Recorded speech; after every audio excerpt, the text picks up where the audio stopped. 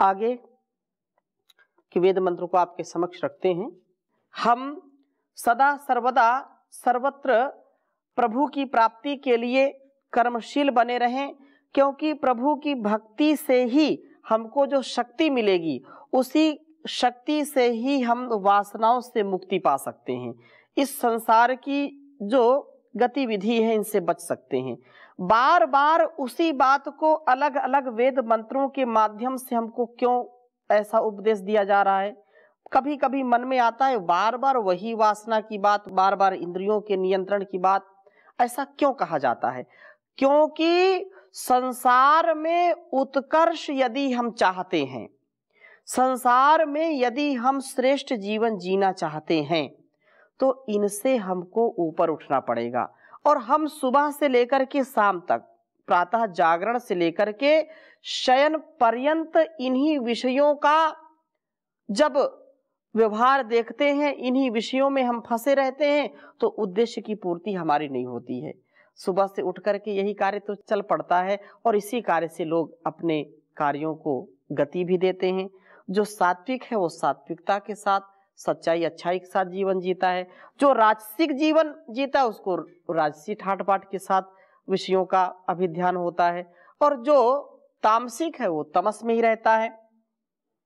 लेकिन एक बात अवश्य है कि जब तक इस संसार का सुख आकर्षण जो क्षणिक है उसके प्रति हमारा तीव्र लगाव रहेगा, तब तक हम जो दिव्य सुख है, जो आनंद है, उससे हम वंचित रहेंगे।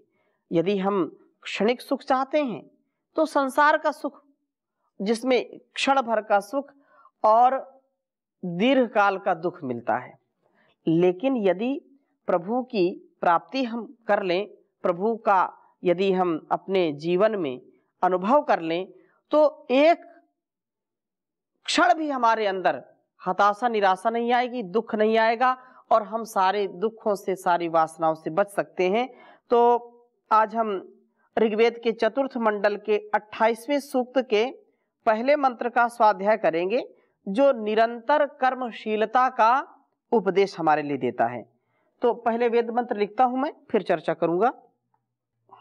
ओम त्वायुजा तव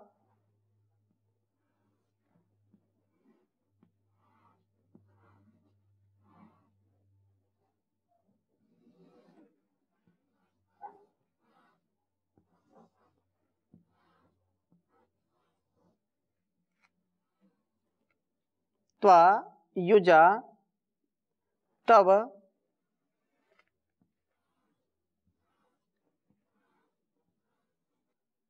तत्सोम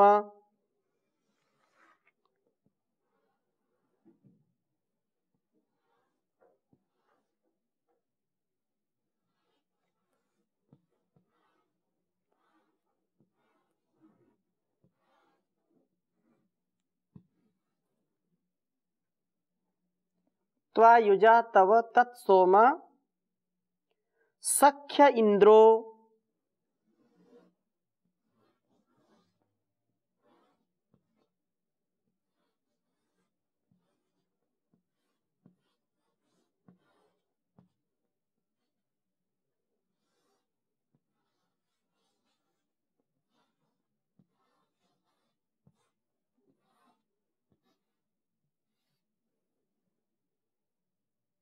सख्येन्द्रो अपो मनवे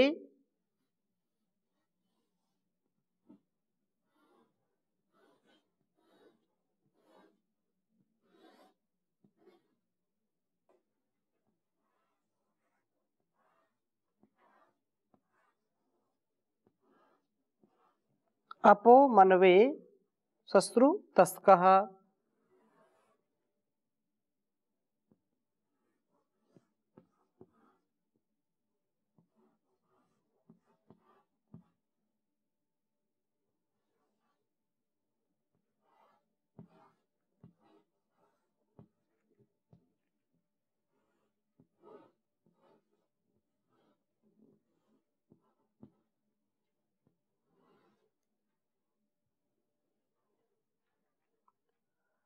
अहन्न हिमरीर रात सप्त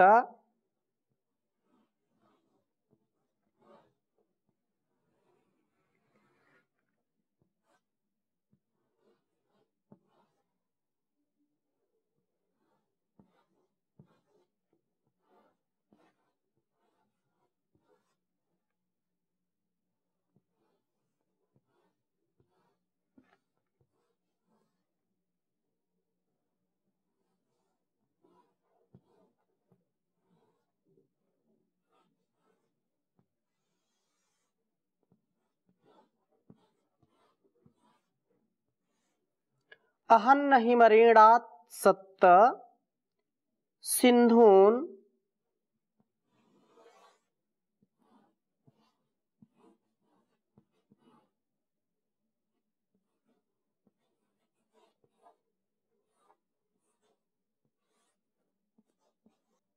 सिंधून् अपविणोत् अपहितेव खानी।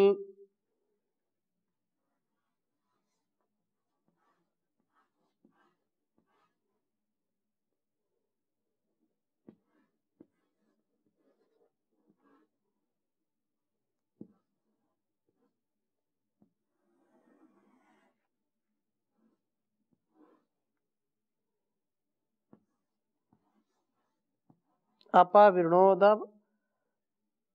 अपहितेव खानी।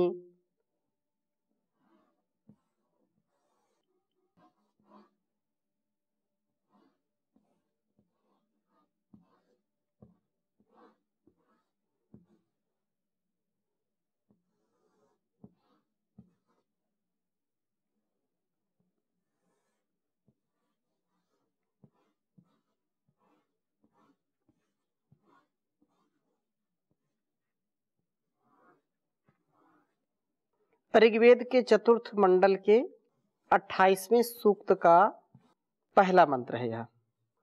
ओम त्वायुजा तव तत्सोम सख्या इंद्रो अपो मनवे सस्रुतस्कः अहन्न हिमऋणात् सप्त सिंधु न पविणोदपिहितेव खानी।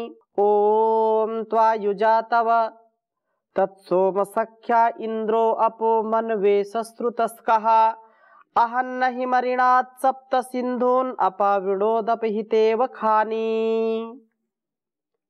बहुत सुंदर बात कही है कि हे सोम, त्वायुजा तुझ साथी के साथ, तब तेरी उस सख्य मित्रता में इंद्र एक जितेंद्रिय पुरुष मनवे उस सर्वज्ञ प्रभु प्राप्ति के लिए अपह कर्मों को सश्रुतः समान रूप से जो बहने वाला है कह करता है। जिस समय हम सोम का रक्षण करते हैं, अपनी इंद्रियों पर नियंत्रण करते हैं, उस समय हमारे अंदर दिव्य शक्ति का संचार होता है।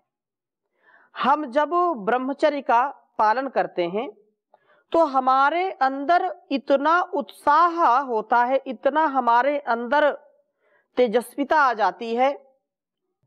कल ही हमारे बहुत ही एक आदरणीय डॉक्टर हैं, ऐसे सत्संग होता रहता है, बीच बीच में पूछते रहते हैं। उन्होंने कहा, स्वामी जी आजकल मैं ब्रह्मचर्य के ऊपर नियंत्रण रख रहा हूँ, ब्रह्मचर्य का विशेष रूप से पालन कर रहा हूं और बहुत ही अद्भुत शक्ति का अनुभव कर रहा हूं मैं।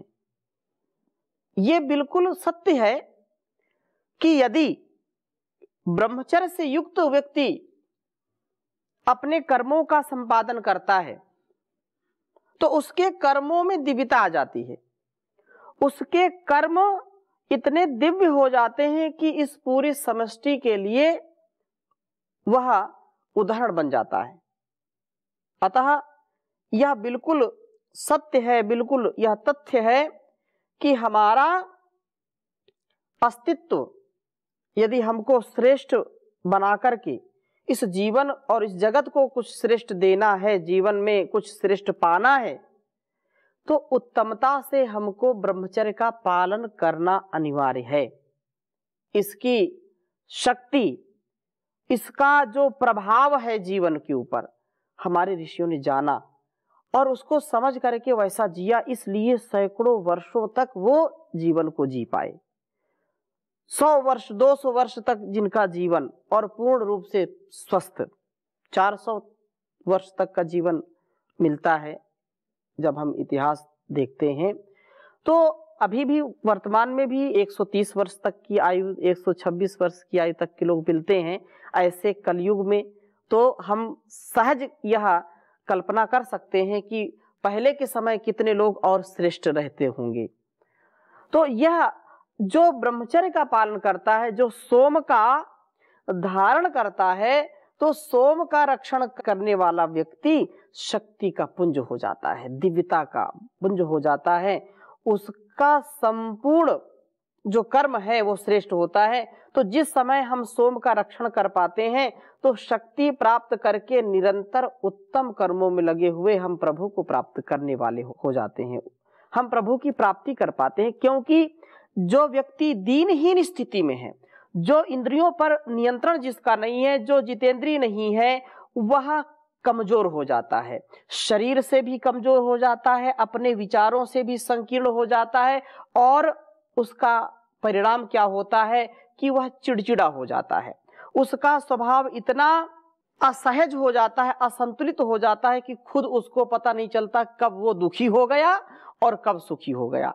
क्षणे रुष्टा क्षणे तुष्टा, रुष्टा तुष्टा क्षणे क्षणे, थोड़ी देर में नाराज, थोड़ी देर में खुश, थोड़ी देर में नाराज, थोड़ी देर में खुश, पता नहीं कब किस समय वो क्या व्यवहार कर बैठे। लेकिन जो जितेंद्रिय होता है वो एक रस रहता है, सदा उत्साह से लबालब भरा रहता है।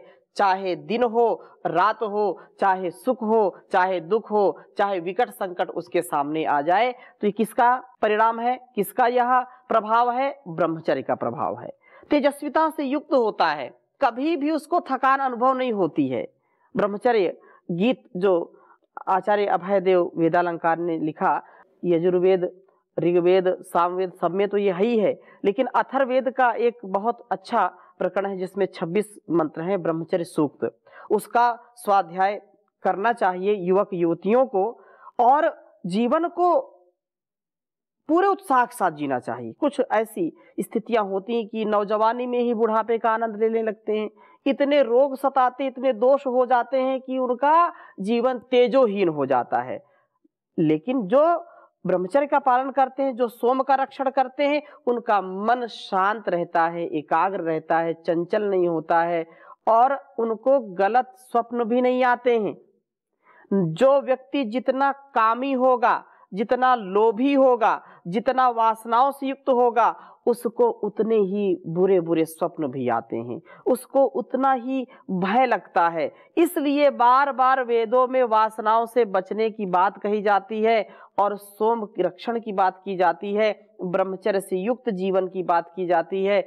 आचार विचार व्यवहार सब प्रकार से हमारा सुव्यवस्थित हो, मर्यादित हो, संयमित हो, तब हमारा जीवन श्रेष्ठ बनता है।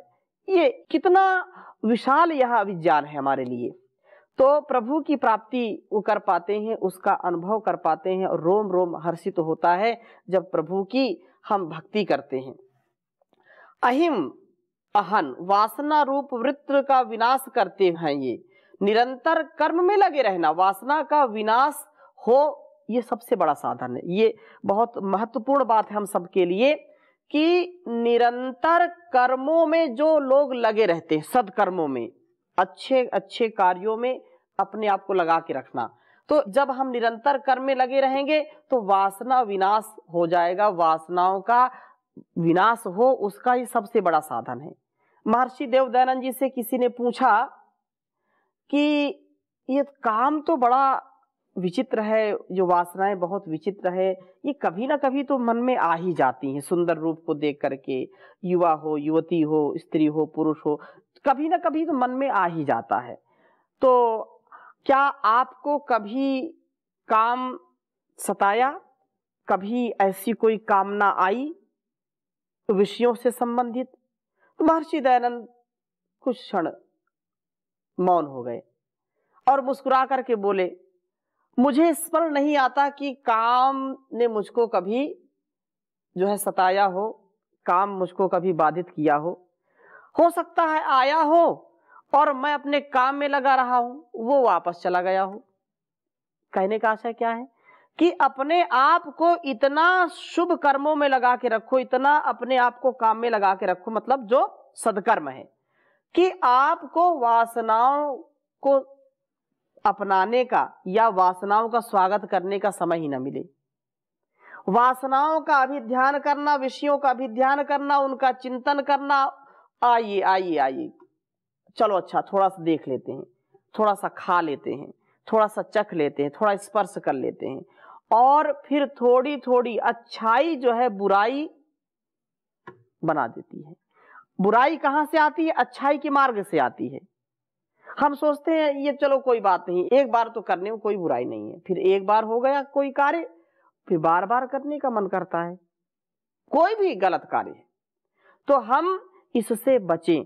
इससे बचने का उपाय क्या है? लगे रहो किसी शुभ कर्म में, व्यस्त रहो, मस्त रहो, स्वस्थ रहो। वेदों के स्वाध्याय में, सत्संग में, सेवा में, सत्कार में, साधना में अपने आप को लगा करके रखें तो हम वासनाओं से बच पाते हैं। वासना विनाश का सर्वोत्तम साधन है सदकर्मों को करते रहना, उनमें लगे रहना।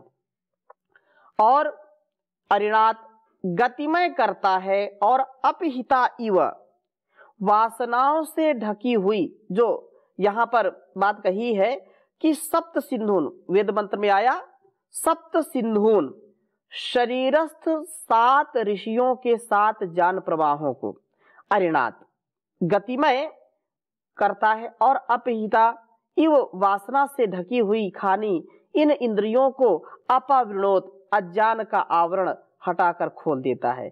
वासनाओं के पर्दे को दूर करके इन इंद्रियों को स्व कार्य करने में सशक्त करता है।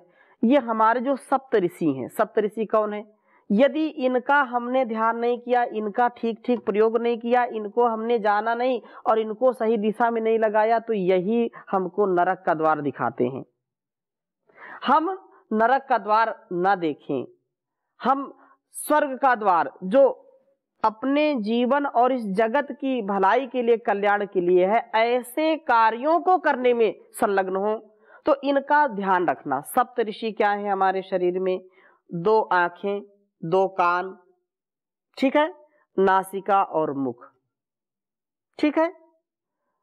हमारे इनसे जीवन का निसंदेह कल्याण होता है, ठीक। 2 सुराख नासिका के हैं, 2 आंखों के और 2 कानों के और 1 मुख।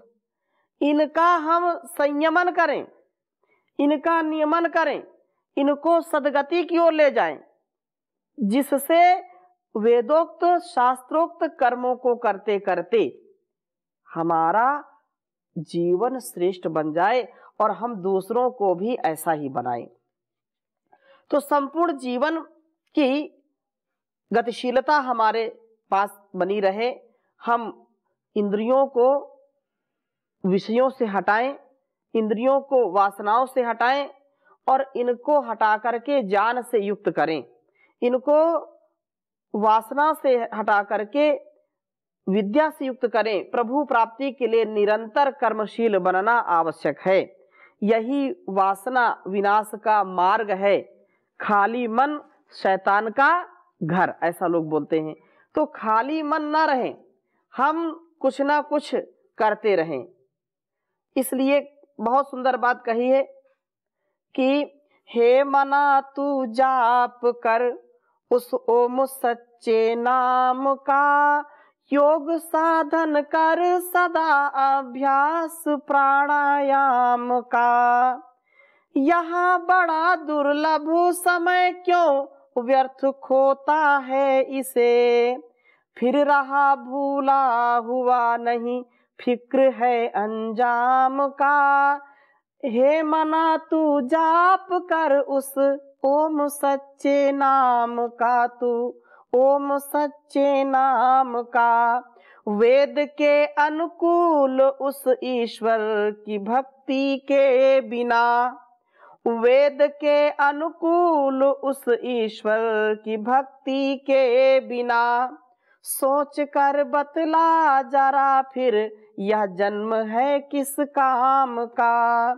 योग साधन कर सदा अभ्यास प्राणायाम का, कुछ नहीं अब तक बना अंतिम समय अब आ गया। पता नहीं कब रुक जाए चलते चलते श्वासा, एक पल में सब खत्म हो जाए जग का सभी तमाशा। एक पल में ये जीवन क्या है, पानी के बुलबुले जैसा है। हम सोचे बाद में करेंगे चिंतन, बाद में ईश्वर भक्ति करेंगे, अभी तो आराम करो, अभी तो ऐश करो, अभी तो जो है आनंद के साथ जियो। ऐसा जो भाव है व्यक्ति के लिए अच्छा नहीं है, क्योंकि पता नहीं कब क्या हो जाए। कुछ नहीं अब तक बना अंतिम समय अब आ गया, शीघ्र कुछ कर ले अभी नहीं वक्त है आराम का। हे मना तू जाप कर उस ओम सच्चे नाम का, योग साधन कर सदा अभ्यास प्राणायाम का। होएगी तुझको सफलता होगा बड़ भागी तभी, होएगी तुझको सफलता होगा बड़ भागी तभी। दर्श जब हो जाएगा तुझको प्रभु सुख धाम का। हे मना तू जाप कर उस ओम सच्चे नाम का, वेद की शिक्षा यही सुन समझ कर है साधु को। एक ईश्वर प्रेम है कारण तेरे विश्राम का, योग साधन कर सदा अभ्यास प्राणायाम का। हे मना तू जाप कर उस ओम सच्चे नाम का। तो ओम का हम गुणगान करते रहें और उसका सुमिरन करते रहें। जब हम अपने आप को अच्छे कार्यों में लगा करके रखेंगे तो हम अपने दुर्गुणों से, दुर्व्यसनों से, दुर्व्यवहारों से बच पाएंगे और सतत जीवन को तेजस्वी बना पाएंगे। तो आगे का वेद मंत्र भी बहुत सुंदर है कि सोम रक्षण से, हम ब्रह्मचर्य के पालन से अपने जीवन को इतना श्रेष्ठ बना लेते हैं कि सूर्य जैसे हम देदीप्यमान हो जाते हैं। एक सूर्य वो है जो पूरे संसार को अपने प्रकाश से, अपने ऊष्मा से, ऊर्जा से प्रकाशित करता है, और एक सूर्य हमारे अंदर स्थापित हो जाता है, वो ज्ञान का सूर्य होता है, और उस ज्ञान के सूर्य से हम इस संसार का जो अज्ञान है उसको मिटा देते हैं। एक सूर्य अंधकार मिटाता है और एक जब ज्ञान का सूर्य हमारे अंदर दीप्त होता है, प्रकाशित होता है, तो हम अज्ञानता को मिटा देते हैं, अज्ञान रूपी अंधकार को मिटा देते हैं।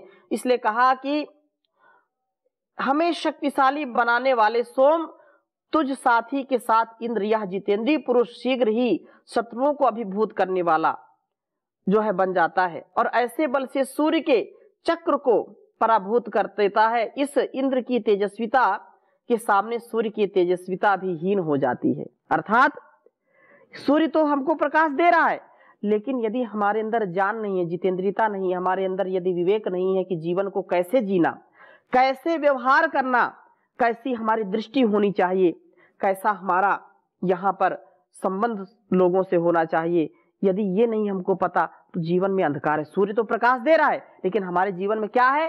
अंधकार ही अंधकार है। लेकिन यदि हम इसको अपने ज्ञान से, अपने विवेक से, अपने वैराग्य से, अपने संयम से प्रकाशित कर लेते हैं अपने ज्ञान को, तो इससे हमको इतना आनंद मिलता है कि सूर्य का प्रकाश भी हमारे सामने फीका पड़ जाता है। अंदर से हम तेजस्वी हो जाते हैं, अंदर से ओजस्वी हो जाते हैं, अंदर से हमारा अस्तित्व बहुत ही देदीप्यमान हो जाता है।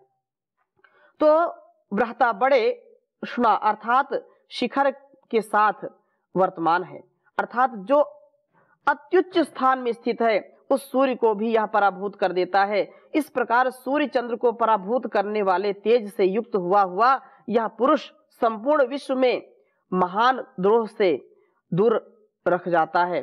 तेजस्वी बनकर के यह किसी के प्रति द्रोह वृत्ति वाला नहीं होता। सोम रक्षण से हम तेजस्वी बनते हैं, अपने तेज से सूर्य मंडल को भी पराभूत करने वाले होते हैं। यह तेजस्विता हमें द्रोह वृत्तियों से पृथक करती है। अर्थात जो तेजस्वी होता है, जो स्वयं वर्चस्वी होता है, धीर गंभीर होता है, विद्वान होता है, वह वीरता के साथ आगे बढ़ता है, वह किसी का अहित नहीं चाहता है, वह अपने जीवन को उत्कर्ष और दूसरों के जीवन को उत्कर्ष की ओर ले जाने वाला होता है। इसलिए हम अपने जीवन में प्रभु की भक्ति करें और ब्रह्मचर्य का पालन करें, सोम का रक्षण करें, लोक का हित करें, अपना हित करें और इस प्रकार से जीवन का सर्वहित कल्याण करें।